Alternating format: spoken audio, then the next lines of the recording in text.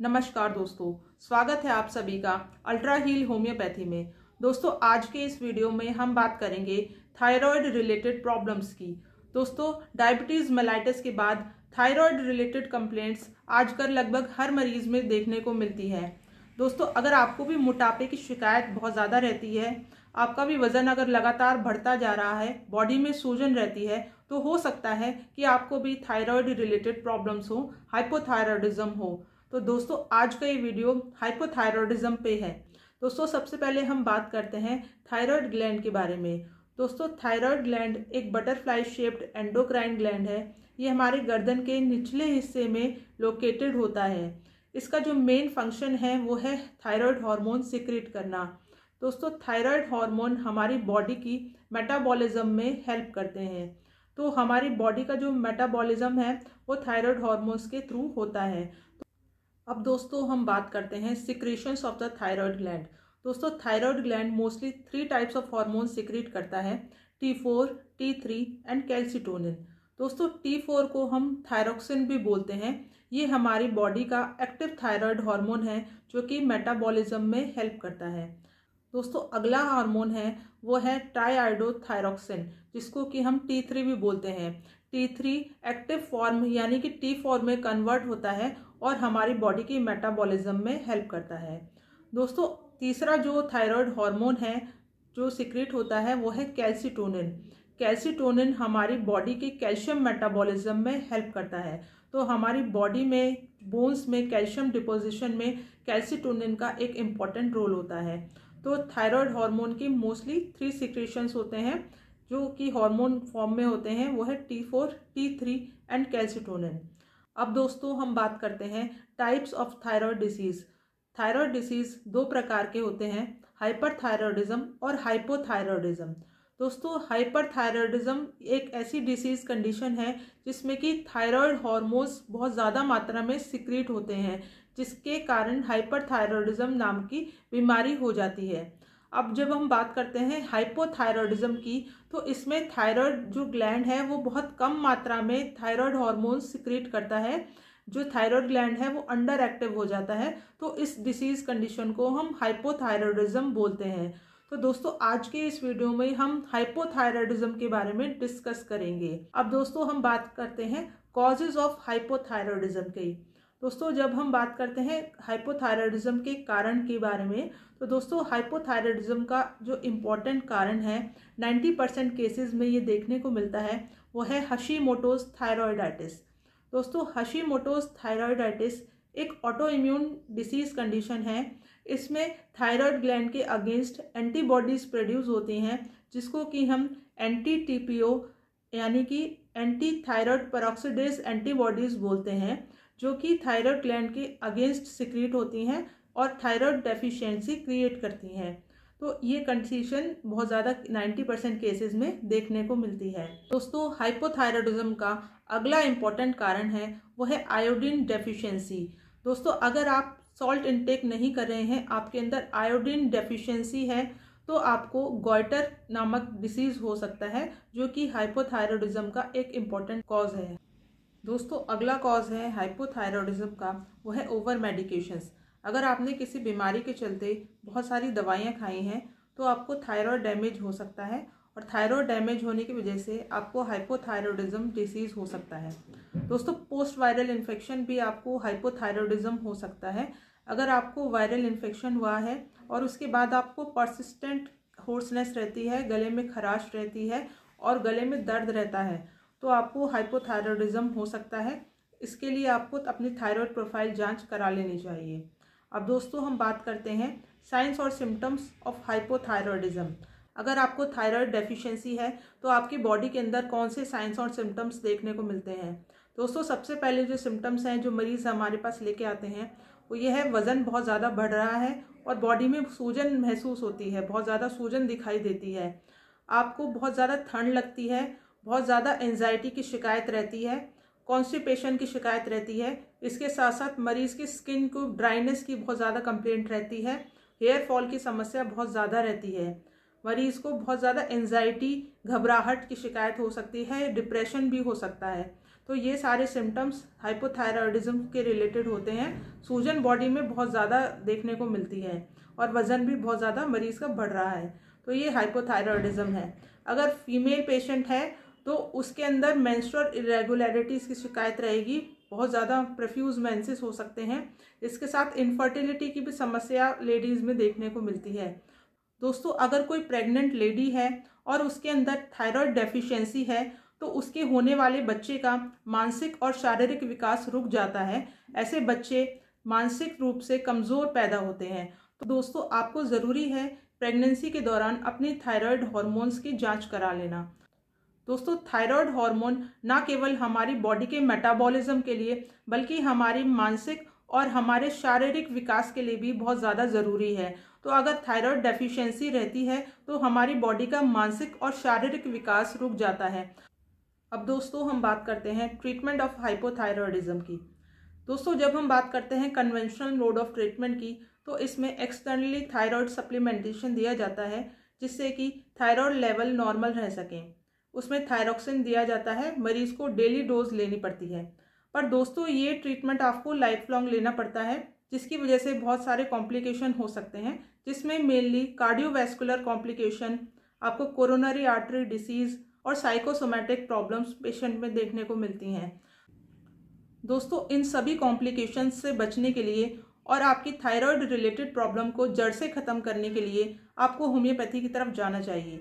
Homeopathic constitutional medicine से न केवल आपकी थायराइड की प्रॉब्लम सही होती है, आपके TSH लेवल नॉर्मल होते हैं, बल्कि आपकी जो मोटापे की और बाकी समस्याएं हैं, बाकी जो कॉम्प्लिकेशंस हैं, उसे भी हम अपने आप को बचा सकते हैं। तो दोस्तों, होम्योपैथिक ट्रीटमेंट आपके लिए ओवरऑल पूरी जनरल हेल्थ के लिए भी अच्छा रहता है। अब दोस्तों, हम बात करते हैं कॉमन होम्योपैथिक मेडिसिन्स जो कि हाइपोथायरॉयडिज्म के केसेस में दी जाती हैं। दोस्तों, पहली होम्योपैथी की दवा है जो हाइपोथायरॉयडिज्म के केस में दी जाती है, वो है थायरॉयडिनम। दोस्तों, थायरॉयडिनम एक इम्पॉर्टेंट मेडिसिन है जो कि थायराइड रिलेटेड प्रॉब्लम्स के लिए दी जाती है। ये रिसर्च के अनुसार देखा गया है कि थायरॉयडिनम से ना केवल TSH लेवल नॉर्मल हो गए हैं, बल्कि जो थायराइड ग्लैंड है वो भी नॉर्मल सिक्रीशंस स्टार्ट कर देता है। तो थायरॉयडिनम जो है वो एक इम्पॉर्टेंट मेडिसिन है थायराइड रिलेटेड डिसीज़ के लिए। अब इसको आपको 3x पोटेंसी में लेना चाहिए। तो अपने डॉक्टर से कंसल्ट करने के बाद ही आप कोई भी दवा लें, क्योंकि दवा ओवरडोज की वजह से आपको साइड इफ़ेक्ट्स भी हो सकते हैं। दोस्तों, अगली जो होम्योपैथी की दवा है हाइपोथायरॉयडिज्म के केसेस के लिए, वो है कैलकेरिया कार्ब। दोस्तों, कैलकेरिया कार्ब एक इम्पॉर्टेंट होम्योपैथी की दवा है हाइपोथायरॉयडिज्म के लिए। ये उन पेशेंट्स में दी जाती है जो कि फेयर कॉम्प्लेक्शन होता है, उनको बहुत ज़्यादा ठंड लगती है, पेशेंट के अंदर बहुत ज़्यादा चिलीनेस होती है, उसको पसीना बहुत ज़्यादा आता है। तो थोड़ा सा भी वो एक्सर्शन अगर करता है तो उसको बहुत ज़्यादा प्रोफ्यूज स्वेटिंग होती है, उसके पैर बहुत ज़्यादा ठंडे रहते हैं, ठंड बहुत रहती है, उसको कॉन्स्टिपेशन की शिकायत बहुत ज़्यादा रहती है, फिजिकली और मेंटली वो बहुत ज़्यादा डल होता है, थोड़ा सा भी एक्सर्शन करने से उसको थकान हो जाती है, घबराहट हो जाती है। अब जब हम देखते हैं फीमेल अगर कैलकेरिया कार्ब की पेशेंट होगी तो उसमें प्रोफ्यूज मेंसेस और अर्ली मेंसेस की हिस्ट्री रहती है। तो अगर बहुत ज़्यादा प्रोफ्यूज ब्लीडिंग रहती है और उसको ठंड लगती है तो हम ऐसे मरीज़ को कैलकेरिया कार्ब दे सकते हैं। ऐसे अगर मरीज़ को जब हम कैलकेरिया कार्ब देते हैं तो ना केवल उसका TSH नॉर्मल हो जाता है और उसकी जो ओबेसिटी है, मोटापा है, वो भी कम हो जाता है। तो कैलकेरिया कार्ब बीमारी को जड़ से ख़त्म करने के लिए बहुत अच्छी दवा रहती है। अब दोस्तों, अगली हमारी होम्योपैथी की दवा है जो जनरली हम हाइपोथायरॉयडिज्म में देते हैं, वो है ग्रेफाइटिस। दोस्तों, ग्रेफाइटिस हम ऐसे मरीज़ को देते हैं जिसमें कि मोटापा बहुत ज़्यादा रहता है और उसको कॉन्स्टिपेशन की बहुत ज़्यादा समस्या रहती है, बहुत ज़्यादा हार्ड स्टूल पास होते हैं, बहुत ज़्यादा प्रेशर लगाने के बाद ही उसको स्टूल पास हो पाता है और मरीज़ के अंदर बहुत ज़्यादा ठंड की शिकायत रहती है। तो अंदर या बाहर वो कहीं पर भी जब भी जाता है तो उसको ठंड बहुत ज़्यादा लगती है और उसका वजन बहुत ज़्यादा रहता है, मोटापा बहुत ज़्यादा होता है। फीमेल पेशेंट मोस्टली अगर रहती हैं तो उनके अंदर लेट और स्कैंटी मेंसेस की शिकायत रहती है। तो मेंसेस बहुत ज़्यादा लेट आते हैं, देर से आते हैं और बहुत ही कम होते हैं, बहुत ही कम स्कैंटी ब्लीडिंग उसके अंदर देखने को मिलती है।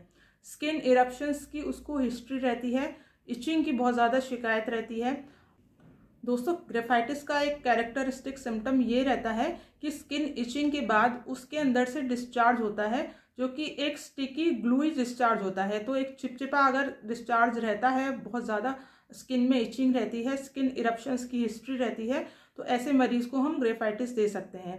ग्रेफाइटिस ओवरऑल आपके मेटाबॉलिज्म को भी इम्प्रूव करती है और आपका TSH लेवल भी नॉर्मल करती है। तो ग्रेफाइटिस दोस्तों एक बहुत अच्छी दवा है हाइपोथायरॉयडिज्म के लिए। दोस्तों हमारी थर्ड जो मेडिसिन है हाइपोथायरॉयडिज्म के लिए वो है नेट्रम म्यूर।